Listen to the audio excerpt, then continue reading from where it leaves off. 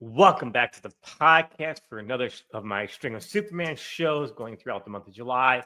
Today, I am pleased to welcome back the man who saved Christmas, blogger from Europe, Martin Gray. Martin, tell the fans a little about yourselves and how long you've been writing reviews and all about your blog.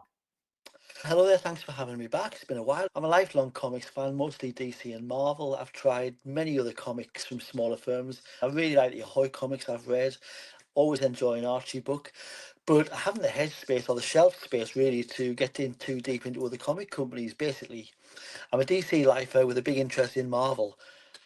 And I've had a comics blog, Dangerous for a Girl, where I witter on about current books since 2007.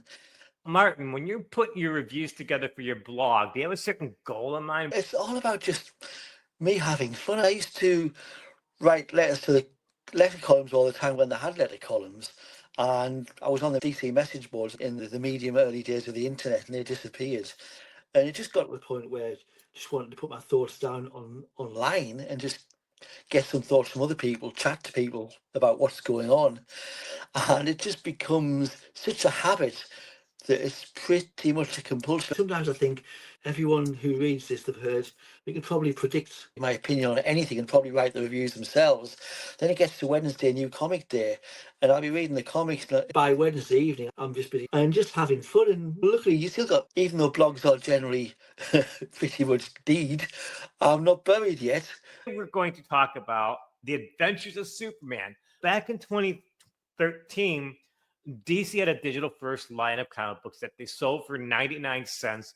It went for quite a few issues. It's now been collected into 3 volumes. The series was unique because they were continuity free. They didn't fit into any canon, and they were presented kind of like standalone, unique kind of tales that allowed the writers and artists to explore different ways of interpreting Superman. Of all the Superman stuff, Martin, why did you pick this particular series to talk about? It's just so under-remembered. Even at the time, barely anybody was talking about it.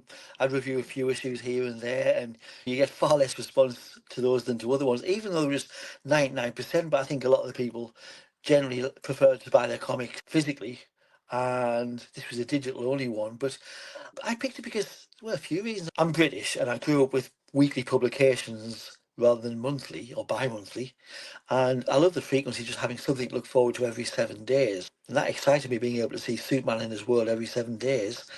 Different writers and artists either couldn't commit to a regular run on the Superman books or just wanted to do the odd story. And also, if you remember, at the time, we were deep in the vines of the New 52, and there was some decent stuff in there. I was yearning for just a solid classic Superman, like you said, pretty timeless. I had forgotten. You're correct. We were still in the middle of the New 52, which is a period that I'm not especially fond of. It wiped it from memory.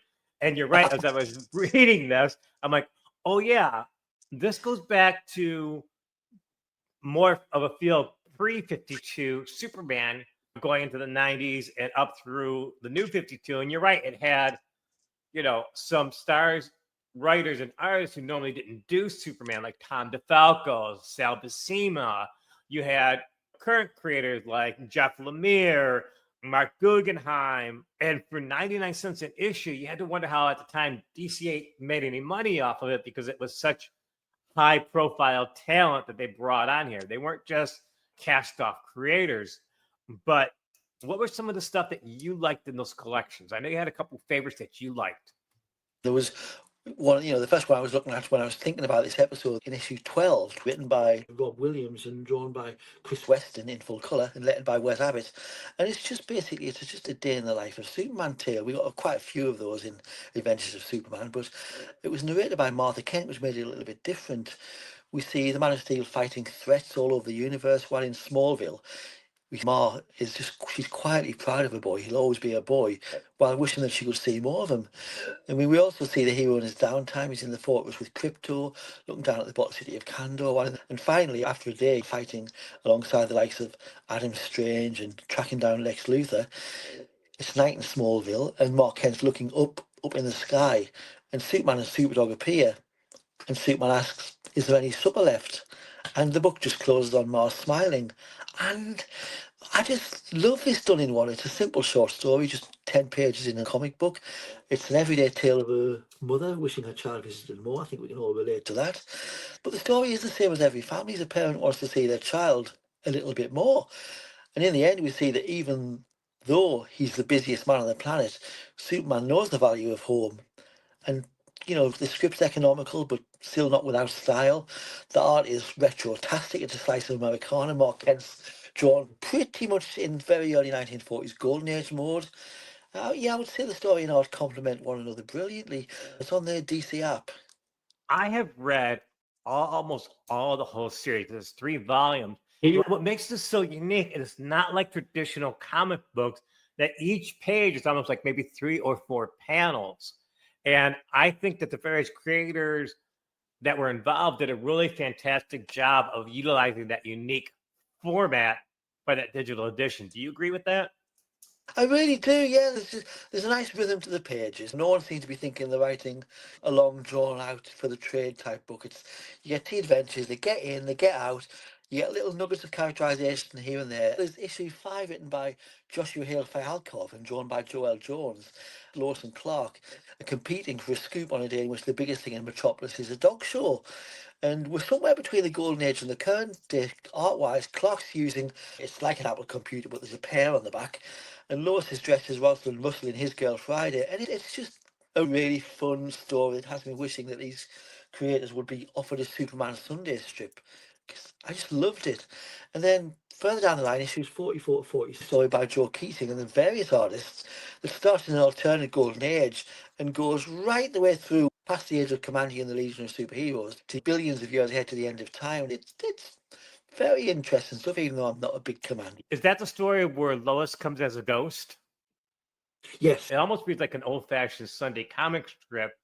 And throughout all the issues, it's like the best of everything Superman, from Smallville to Krypton, the characters and everything else. Yeah, I think it does everything. Because even when someone appears that a casual or a new reader might have no idea about, such as the Ultra Humanite, they're placed in the story. You can get from the context what kind of character they are, and they're generally there to serve a function rather than to have a character arc.